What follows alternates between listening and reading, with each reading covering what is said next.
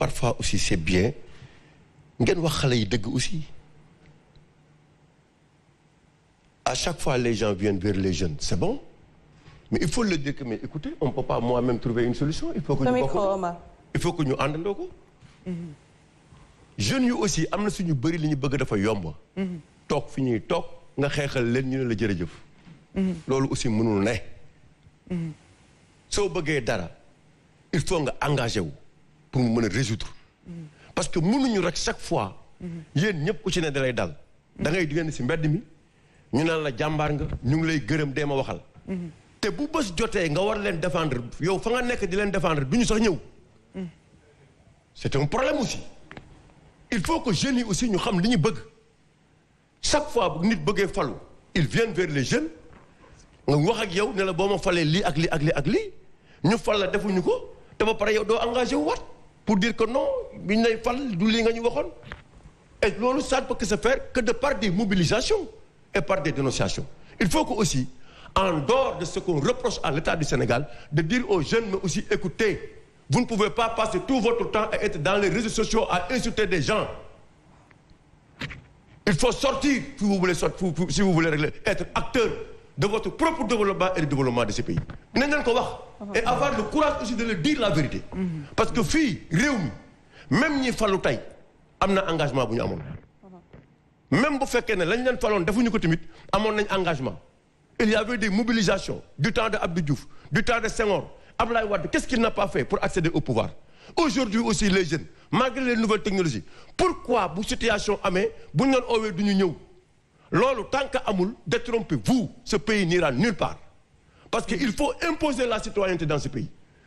et éradiquer définitivement le militantisme et c'est ça le problème dans ce pays te loolu il vous revient vous ngeen yi am aspiration pour réew mi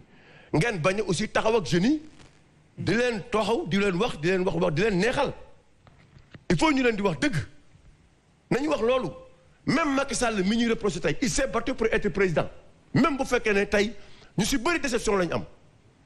Wade s'est battu pour être là où il est tant d'autres se sont battus pour être là où ils sont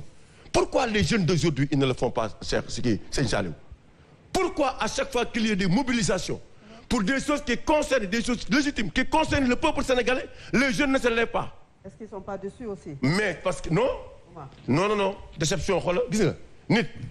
doo kii comment dire nan lañ koy waxee doo toog ne dama am déception dootuma xeexaat bu doon loolu Wade du accéder au pouvoir 26 ans d'opposition. béykat bi nee la bul bàyyeeku. mais impatience boobu xale yi am nag parfois moo tax ñuy am problème. il faut de l'endurance dans ce qu'on fait. maintenant loolu nag malgré les propositions que vous faites et tout Bougane il faut ngeen appesantir sur la citoyenneté ñëpp mën nañu nekk des militants loolu li rey réew mi si la bokk te boo leen bëggee jeunes yi aussi suba ñu mën a relever le défi bu leen ko yombalal nañu wax loolu bu ñu yombalal jeunes yi aussi li ñu bëgg am na benn jour ma taxaw waxtaan ak nit mu ne ma man ce qui ma dama am lu ma jaaxal mu ne ma Omar mu ne ma ne ko lan la mu ne ma est-ce que xam nga ñun dañuy yàq suñu doom yi ma ne ko lan moo tax ma ne ko mu ne ma sama doom musul yëg car rapide wala Ndiaga Ndiaye oto moo koy yóbbu muy jàngi oto moo koy yóbbu indi muy ñibbisi et tant d'autres qui sont là aujourd'hui facilité boobu ñuy defal jeunes yi aussi day tax tey ñoom ñëpp seen kër la ñuy toog engagement bi ñu war a def duñ ko def nañu pousser jeunes yi à ce qu'ils s'engagent entre le régime ak ñun le pouvoir c'est comme une balle de tennis tu as droit de regard sur moi moi aussi j'ai un droit de regard sur vous droit de regard boobu mooy lan mooy su ma gisee ne sa taxawaay bi nga am baaxul ñun ñëpp ñu ñëw taxaw bu dee ci courant bu dee ci école bi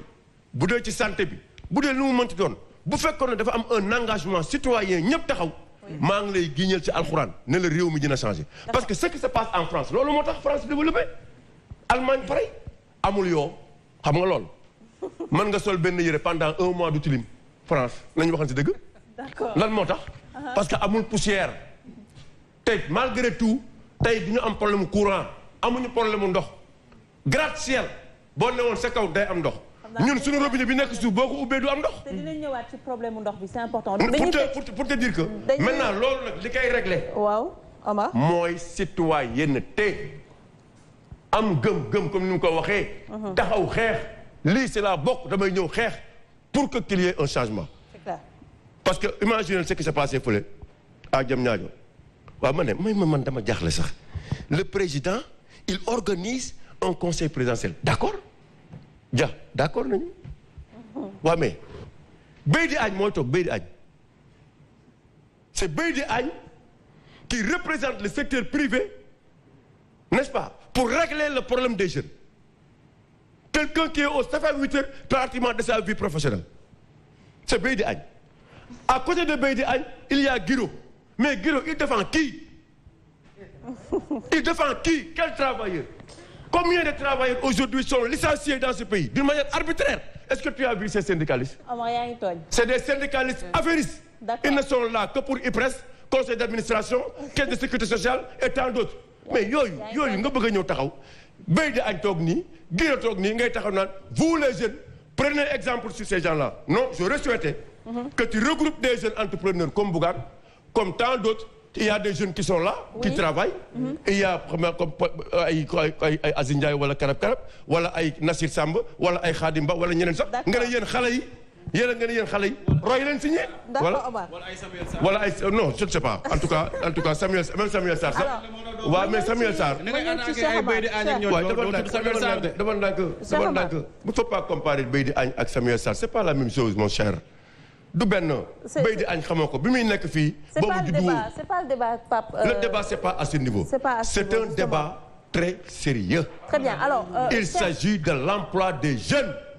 Omar pour que jeunes yi liggéey mais da leen di wutal modèle bi mooy da ngay wut ay entrepreneurs jeunes entrepreneurs agriculteurs qui sont devenus riches aujourd'hui grâce à ça. Très bien alors ma ñëw ci Cheikh Omar parce que yow tamit amoon nga benn question peut-être par rapport justement au secteur privé parce que wax nañ ko tout à l'heure quand on parle de l'emploi des jeunes mënuñu ci génne lii di secteur privé dafa war a nekk un pilier par rapport justement à cette problématique. question yi dama koy bàyyi ak Fat Abdou mi demoon CESTI moom taskatu xibaar je veux pas faire de l'usurpation alors man li may wax rek. Je vais prendre la place du professeur Sanoussi. Platon disait, la rançon des hommes intègres qui refusent de s'engager en politique, c'est de se faire administrer par des gens plus médiocres qu'eux. Donc pour moi, mon message il est destiné à tous les jeunes du Sénégal. Prenez vos responsabilités, engagez-vous. Fépp fu ñuy dogalee ngeen toog fa dogal fa seen bopp. Mënuñu régler problème mu jeunes yi te jiitaluñu ndaw ñi. Président li mu woote démb ki jiite conseil national de la jeunesse il n'est plus jeune. Khadim Diop 1. Deuxièmement mandat am jeex na leen war a renouveler bu mu leen bett nit ñëw ne président Kaffrine nice fine bu mu leen bett nit ne président Matam nice fine donc parce que pour man la solution du Bougane la solution du Macky la solution du kenn solution bi ku nekk si ñun la nekk et tey ça doit être loo xamante ni c'est un engagement collectif et je crois que li ñu def nii le président Macky Sall je le félicite au moins il a écouté des jeunes il a pris note nee na quelques jeunes yu ñu tiré au volet peut-être wala ñu seen structure yóbbu foofu waaye nag su émeute amul woon ay bakkan tuuruwul yëngu-yëngu amul kon du ñu am conseil présidentiel leneen li nga xamante ni nee na Aïcha rapidement je te rends la parole. Oui, rapidement. Merci. Alors mënuñu ñëw di këppaat ay milliards te réglé wuñu la question de la transparence et de la bonne gouvernance je le tiens parce que Pape Matar Sarr DER nee na 3 milliards la duggal Pikine gisuma kuñ ko jox ndaw bu ñëw ne la dama bëgg bind projet DER nga ne ko lan mooy sa projet mun a xaw ma vrai débat bi solution bi vrai problème bi mooy keroog tooñ ne ma da ngaa sol ay dàllu pël tey ay dàllu uude laa sol ki ko defar Pikine la dëkk Modou Bari maa ko may mais dama la bëgg a xamal ni formation bi ñu amul qualification bi ñu amul jàngale bi ñuy jàngale boobu ba tey mooy jàngale tëpp ndëmëra wala dëbb amuñu qualification koo ci laaj mën na am diplôme mën na am master mën na am lu ko neex mais dans la pratique mënuñu demal sunu bopp parce que jàngaluñu nit ñuy liggéeyee boo ma joxoon ay milliards te man mënuma entreprendre xaw ma nan laay intégrer un marché mu indi jafe-jafe beneen bi mënuñu toog ci réew moo xam ne li ñuy dundee yëpp sunu heure ndogu bu jotee li ñuy publicité télé beeg li ñuy ndogo yëpp bitim réew lay jóge te ñu am suuf am ndox kon tey li ñu waroon mooy investir ci créneau yi nga xamante ni mooy lu jëm ci wàllu mbay lu jëm ci wàllu innovation technologique gis nga la question chômage ak emploi des jeunes ne se décrète pas elle se règle pas sur un coup de baguette magique wala une portion magique c'est pas en versant des milliards c'est-à-dire wax na ko sànq priorité yi la ñu waroon xoolaat gis nga réew mi benn problème moo fi am injustice sociale bi nit ñi di dund moom la nit ñi di dund parce que da ngay gis ndaw moo xamante ni toll na ci war a am liñ ko gëm la woon boo jàngee am say lijaasa am say diplôme am nga xëy mu indiwaat beneen problématique mooy employabilité parce que tey nit day jàng mu ñëw foo xamante ni indi nañ ko pour mu liggéey mais amul compétence bi ak xarañ bi maintenant pour juste rapidement ma delloo la ko pour benn peut-être question à Bougane dama koy dégg tout le temps on y vient. nee na Aïcha da nga maa naj ma toog nga xooj ma sànq ba léegi may muñ waaw mais soo may def très bien da ngay dagg suma fil mais ma rek ma nekk à l'aise ma delloo la xew mi ma ne saa yi ma ko déggee danaan politiciens yi pour man dès l'instant qu'il s'est engagé en politique dafay def politique parce que 3P